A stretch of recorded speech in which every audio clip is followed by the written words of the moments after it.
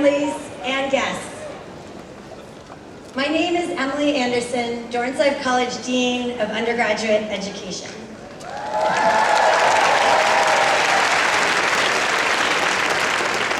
And it is my great privilege to be here with you today to celebrate the accomplishments of the class of 2023.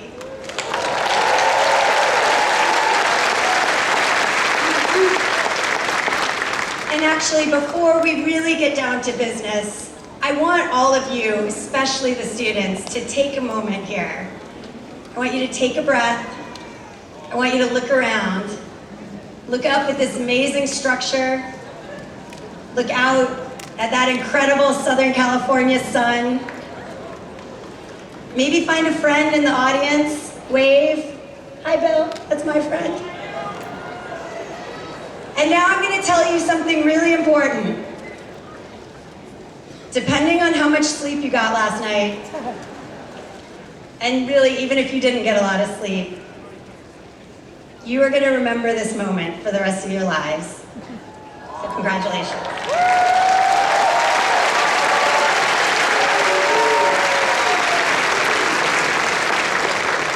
Okay, now buckle up. It's a long day. Here we go. Students, I cannot express how truly proud I am of you all. You have studied hard, combining multiple majors and minors. You've worked countless hours in the labs and libraries. You've traveled the world in search of new horizons.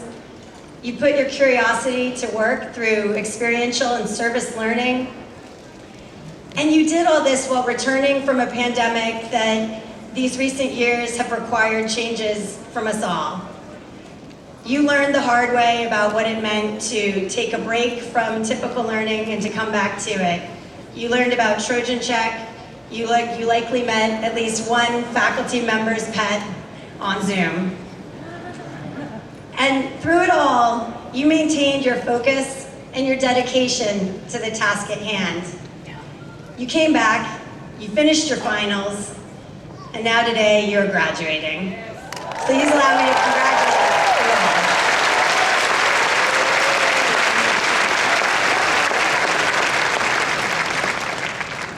I also want to take a moment to acknowledge the members of our Dornside faculty who are here today to support and recognize our graduates.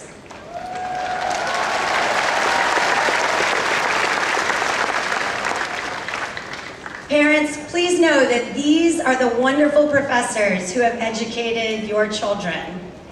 These are the faculty members who inspired that surprising second major, that project that kept your child up working till 2 a.m., or that incomprehensible conversation around the Thanksgiving dinner table when you realized that your graduate had now truly done and learned the things that you never got to do.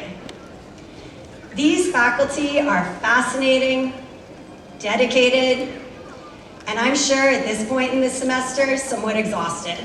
So please give them a very large round of applause.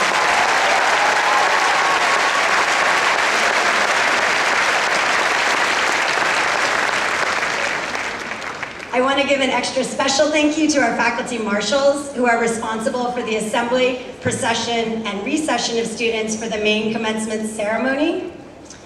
I want to thank our platform party and special guests.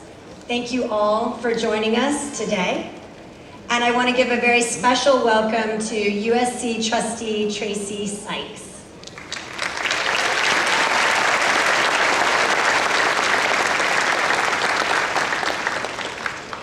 Finally, a very big thank you to the department coordinators who have worked so hard throughout the year to make sure that today is a wonderful experience for all of us. This is the kind of invisible labor that often goes unrecognized, and I want you to know that we truly appreciate the effort that you put into making today happen.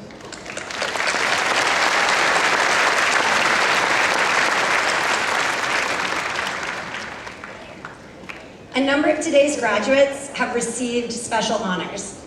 Their names are listed in your program. These students have demonstrated exceptional motivation in their academic career and have been recognized by their department, by USC Dornsife, by the university, or in some cases, by national or international organizations, and we are very proud of their accomplishments.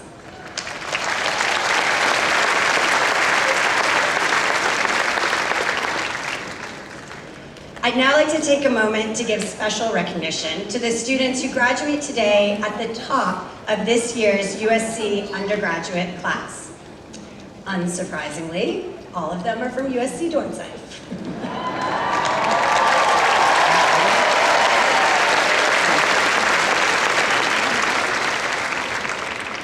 Our valedictorian is Isha Sungvi.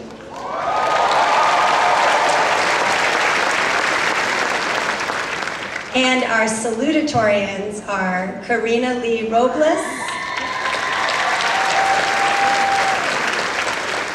and Liam Xiao.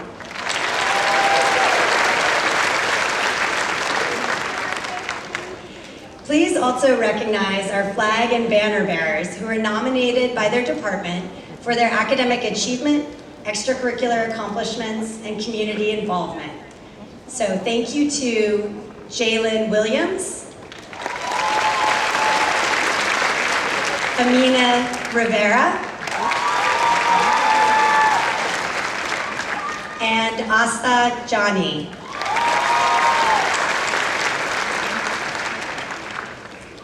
I would now like to invite USC Dornsife Dean and Anna H. Bing Dean's Chair, Amber Miller, to the podium to give her opening remarks.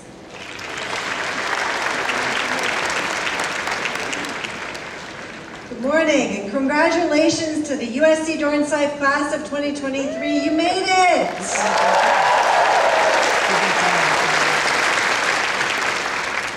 In the great tradition of USC Dornsife graduating classes going all the way back to 1884, you have so much to be proud of. Your unique voices, talents, and perspectives have enriched our community, and every one of you has done the hard work required to earn a degree that will create possibilities and open new doors for the rest of your lives. Like students before you, you have completed a course of study that challenged you and expanded your horizons. You've published research papers, fought for causes you believe in, championed sustainable practices, launched businesses, participated in humanitarian projects around the world, and so much more. But you also stand apart from so many of the talented classes that came before you. Your undergraduate years, as you well know, have taken place at an extraordinary time. No one would ever have chosen the bizarre circumstances that you had to navigate just as your college experiences were getting going. And I'm sure that as you leave this university today, many of you wished you could have a do-over for those COVID semesters that upended your world. And I don't blame you. Those were difficult times, and having them land right in the middle of your college experience wasn't fair. But I will say this, nearly every brilliant writer and artist, nearly every world-changing leader, nearly every game-changing inventor and entrepreneur, and every single extraordinary person I have ever known has lived through something difficult at a formative time in their lives. I've watched you, class of 2023, rise up to the challenges of these years and thrive with strength and grace and creativity. Every USC Dornsife diploma signifies the completion of a unique and challenging path and a mastery of a powerful combination of analytical and creative capabilities that set you apart for success, no matter what our changing society brings. When you combine this Dornsife degree with the uncommon, resourceful resilience and wisdom that you, class of 2023, have developed, you have become a class that has what it takes to be truly exceptional. And I'm telling you, I have every confidence that you will be. But you have time for that. Today, take a breath, celebrate this incredible achievement, and enjoy the moment. You have earned it.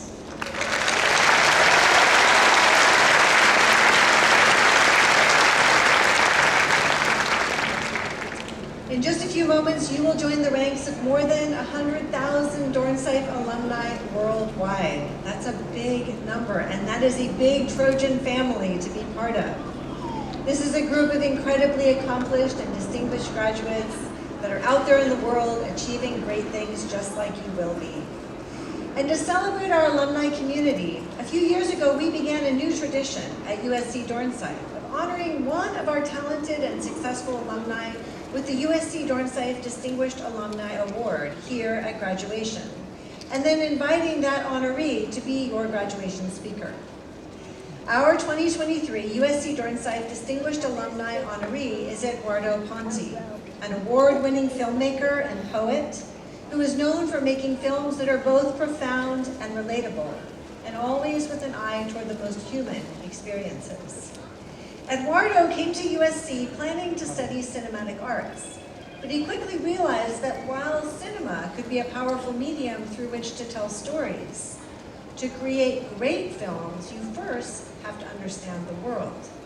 What motivates people, how they think and feel. And if you're going to write great screenplays, you first have to be a great writer. So he switched his major to creative writing and focused on poetry.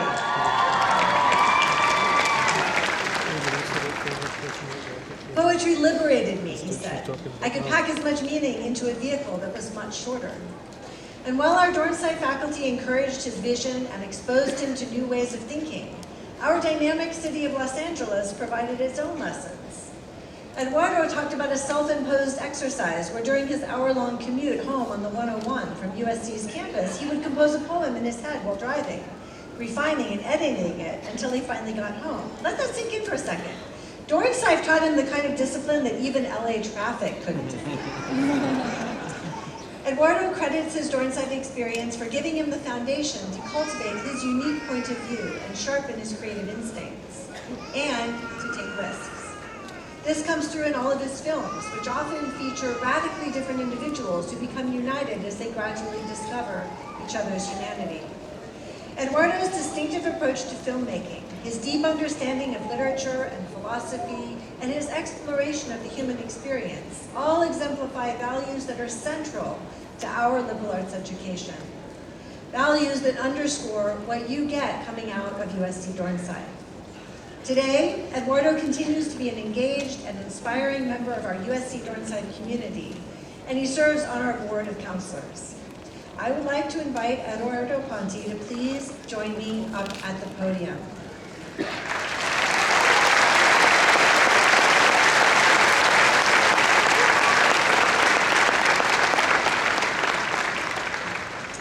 For his significant contributions to USC Dornsife and in recognition of his creative achievements, it is my pleasure to present you with our USC Dornsife Distinguished Alumni Medallion.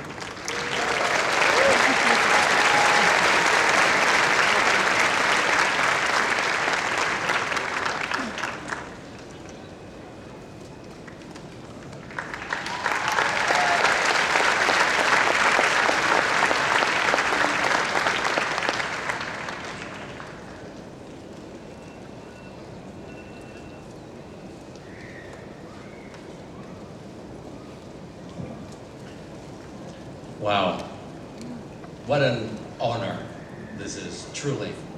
And from the bottom of my Italian heart, grazie mille, Dean Miller, for this recognition. You know, ever since I stepped foot on this campus, I've loved everything about Dornsife. And for this love to be reciprocated like this by way of this invitation, an award, could not be more special to me.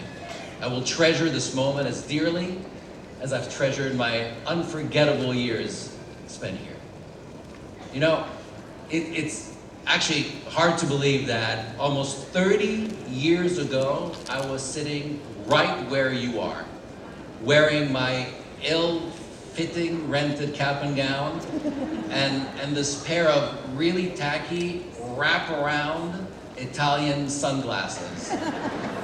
I actually got into a fight with my mother that morning because she wanted me to take the glasses off. Not only did she find it disrespectful I'd wear them at a graduation ceremony, but also, and that kind of hurt me, she said that they were so wide on my face, they made me look like a dragonfly.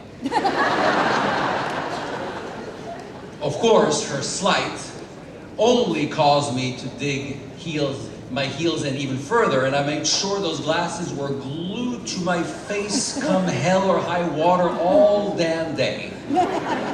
The result, I don't have one single picture of my graduation without those awful shades. And for all of you wearing sunglasses right now, I'd suggest you take them off for at least one picture. Because you know what? She was right. They did make me look like a dragonfly. So lesson number 1, listen to your mother.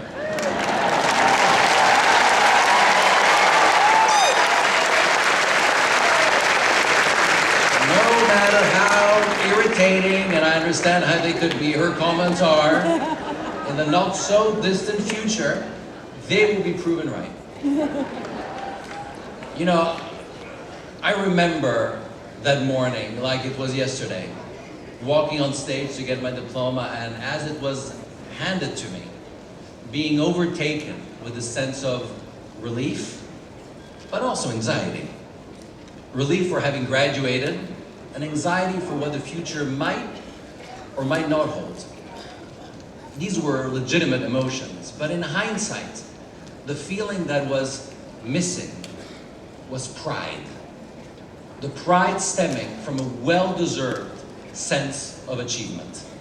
No matter how much praise I received from family and friends, none of it really landed, because in my mind, graduating was what I expected of myself.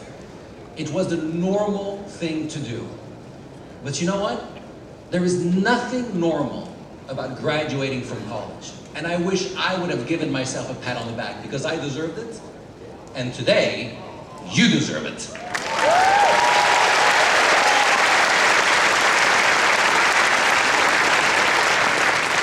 Today, I want to celebrate you for what you have achieved. You've earned your college degree, and you've done it despite an ongoing pandemic, an onslaught of atmospheric rivers battering the California coast, the toxic culture of social media, and last but not least, the heart-wrenching breakup of Machine Gun Kelly and Megan Fox. But seriously, though, the amount of focus and the amount of concentration you needed to block all this stuff out is truly mind-boggling. But you were motivated. You understood that in pursuing a higher education, you become the driver of your life rather than the passenger. How many people in the world can say that? How many people take that chance, or let alone have that opportunity? Each and every single one of you has chosen the path of self-realization. Thanks to your diligence, perseverance, and commitment, you have started the journey towards fulfilling that very promise. From now on, whatever life throws at you will be on your terms. Yes, the road will be long. Yes, of course, it will be hard. But the first step is already behind you, and for that, you deserve a round of applause.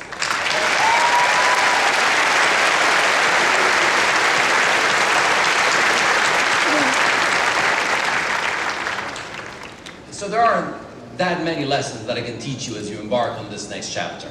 You know, other than listening to your mother, of course. Life lessons aren't so much taught as they're earned through experience, each one a badge of honor. But there is one thing that I wish someone would have told me at this early stage of the game. Whatever you do, trust your instinct. Learn to listen to that inner voice of yours. That voice is what distinguishes you from everyone else. That voice is what will help you leave your unique imprint on this world. One of my greatest struggles has been to trust that voice, because it often gets drowned out by another voice, ego. And believe me, ego is not our friend, because that's the voice of our deepest insecurities. And nothing good ever comes from acting out of one's insecurities. Learning to distinguish between the two voices is challenging, because very often the ego tells you what you want to hear, whereas your instinct tells you what you ought to hear. And that's never quite as sexy, is it? But you know what's sexy?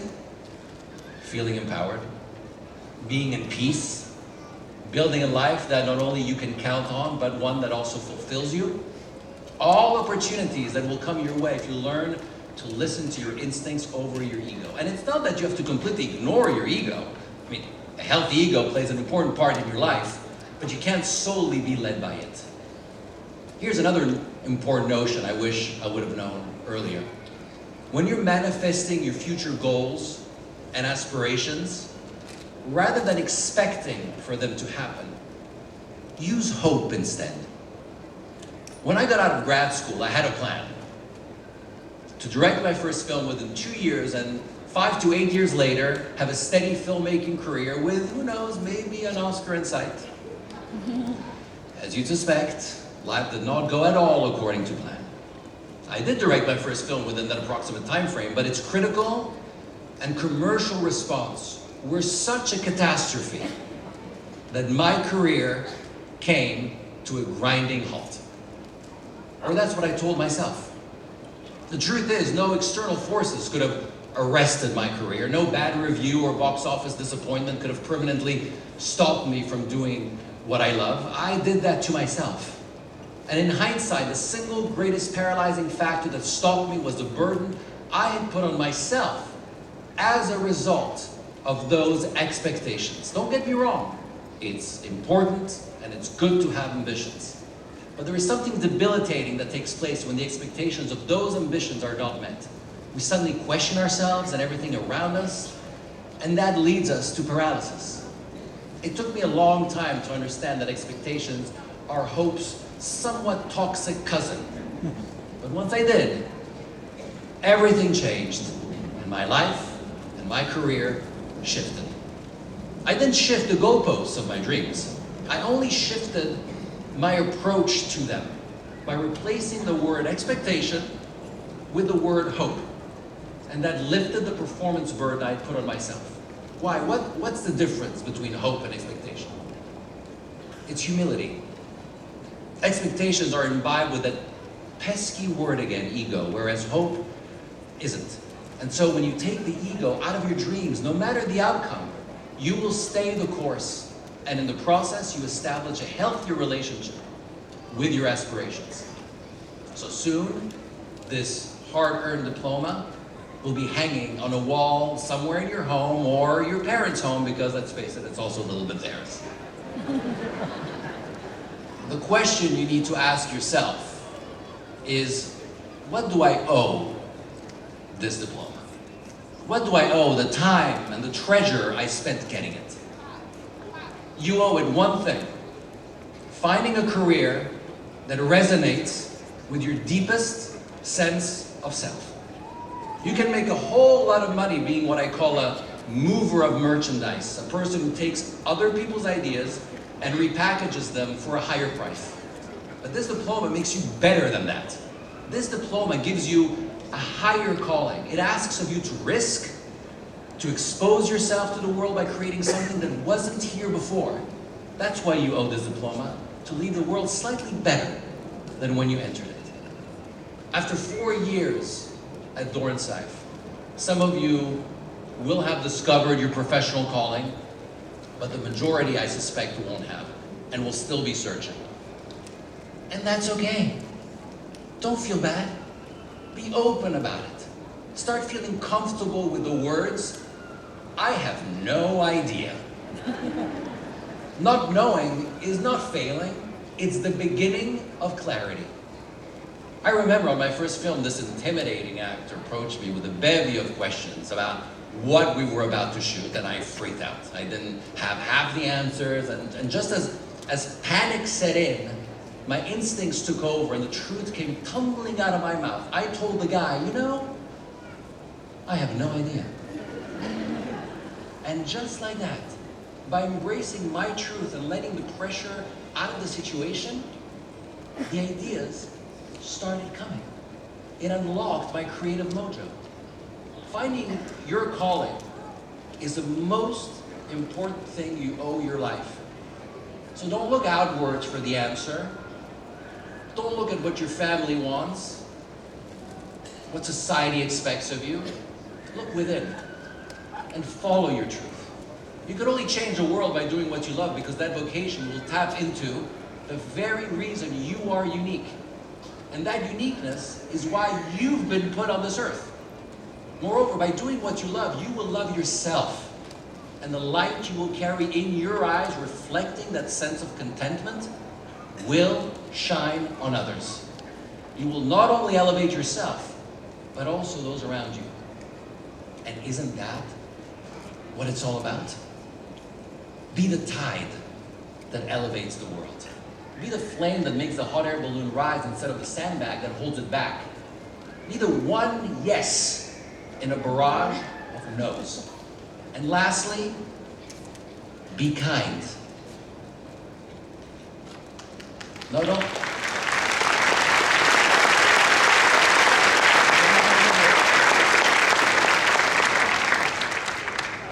be kind not only to others, but also to yourself. Trust your choices and let go. Each choice you make is like planting a seed. Let the seed grow on its own accord. If your choices are true to yourself and born from a good place, then the seed will grow to serve the best of your intentions. Relax. If you're on the right track, life will provide when you least expect it, but most need it. So go forth into the world with eyes open, minds agile, and hearts full. I wish you a life of passion, of audacity, but most of all peace. The kind of peace that visits you when you're living a life of purpose and a life of meaning. Thank you.